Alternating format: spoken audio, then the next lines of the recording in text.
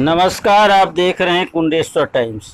मध्य प्रदेश सरकार के द्वारा आज भोपाल के वल्लभ भवन में कैबिनेट की बैठक का आयोजन किया गया। इस दौरान कैबिनेट में कई अहम प्रस्तावों पर चर्चा की गई, तो वहीं बजट का अनुमोदन भी किया गया।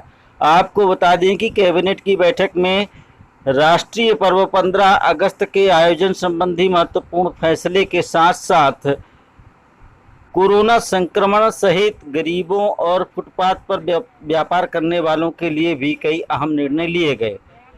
देखिए भोपाल से हमारी स्पेशल रिपोर्ट।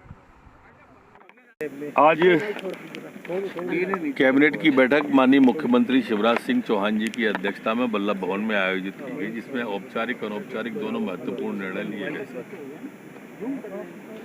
कोरोना काल है, इसलिए आज तय किया है कि स्वतंत्रता समारोह जो था, अभी तक प्रभारी मंत्री जिलों में झंडा वंदन करते थे, मुख्यमंत्री यहाँ करते थे। अब ये तय किया है कि अब एक ही स्थान पर होगा, सारे मंत्री वहीं रहेंगे जहाँ मुख्यमंत्री जी का होगा। और पूरे प्रदेश में बच्चे आ जाते थे, परेड होती थी, सलामी होती थी, वो कुछ भी नहीं होगा।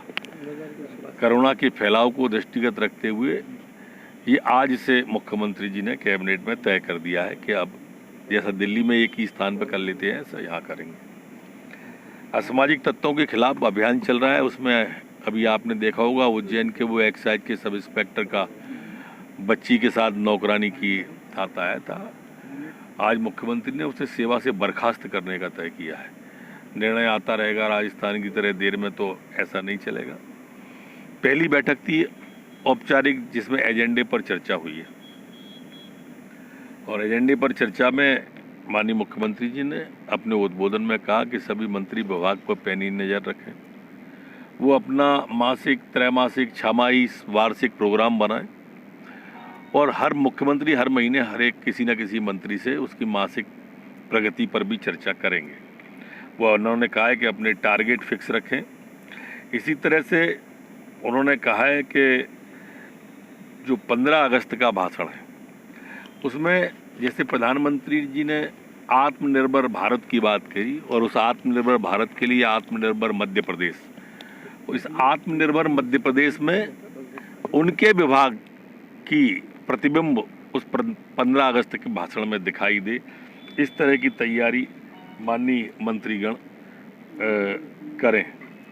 आज जैसा आप सबको विदित ही है, माननीय मुख्यमंत्री जी ने बैठक के अंदर बड़े महत्वपूर्ण निर्णय लिए। गांव का हमारा जो गांव के गांव बसे हुए हैं, लेकिन लोगों के पास घर का रजिस्ट्री नहीं है, उनके पास में घर के कागज ही नहीं है। अगर वो लोन लेना चाहें या कुछ और लेना चाहें उस आबादी को, तो उस आबादी का कुछ था ही नहीं उनके पास में। पहली बार गांव का किसान अपने घर का मालिक बनेगा जहां वो रहेगा, और पूरी आबादी का सर्वेक्षण भू अभिलेख निर्माण के द्वारा आज प्रारंभ किया गया है। हर गांव वाले को उसके मकान का सर्वे का कागज और उसका मकान मालिक मध्य प्रदेश के अंदर बनाया जाएगा।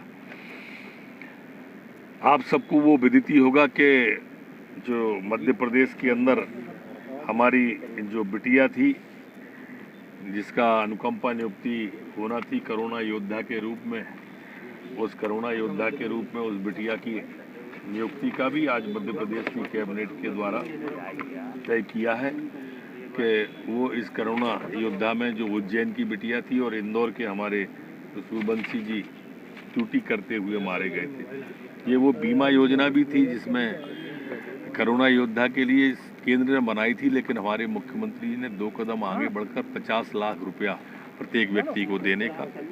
और आपको ये जानकर अचंभा भी होगा कि अभी तक 20 लोगों को 50-50 लाख रुपया, 10 करोड़ रुपए की राशि आवंटित की जा चुकी है, जिससे कि उनको लाभ हुआ है। आज उद्यान की फसल बीमा योजना को भी मंजूरी दी गई है। औद्योगिक संवर्धन जो नीति थी, इसमें अभी मेगा प्रोजेक्ट को 100 करोड़ रुपए तक की को मेगा प्रोजेक्ट माना जाता था, अब 25 करोड़ को ही मेगा प्रोजेक्ट माना जाएगा। इसमें बुनकरों को भी शामिल किया गया है, और उन बुनकरों को शामिल इसलिए कर लिया गया है कि जिससे हमारे घर में जो बहन बेटी रहती है उसको भी लाभ मिलेगा। कोरोना काल के अंदर आपने देखा होगा कि मध्य प्रदेश के अंदर प्रवासी मजदूर बड़ी संख्या में आए। अन्य प्रदेशों के भी प्रवासी मजदूर आए, लेकिन ये प्रदेश वो प्रदेश था जिसने अपने प्रदेश के अंदर किसी को पैदल नहीं चलने दिया। हर पैदल चलने वाले को बसों की व्यवस्था करी।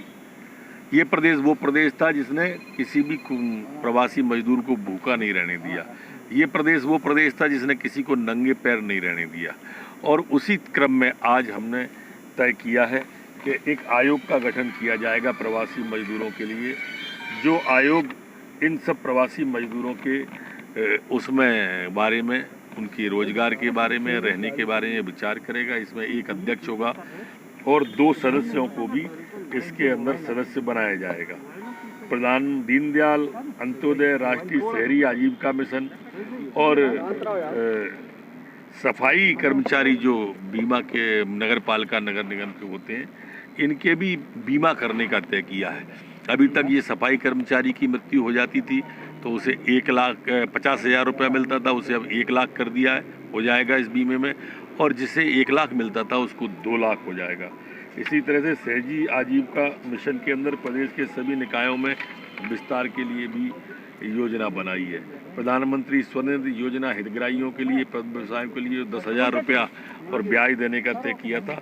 उन सब के अंदर 10,000 रुपया उनको देने का प्रस्ताव भी आज मध्य प्रदेश की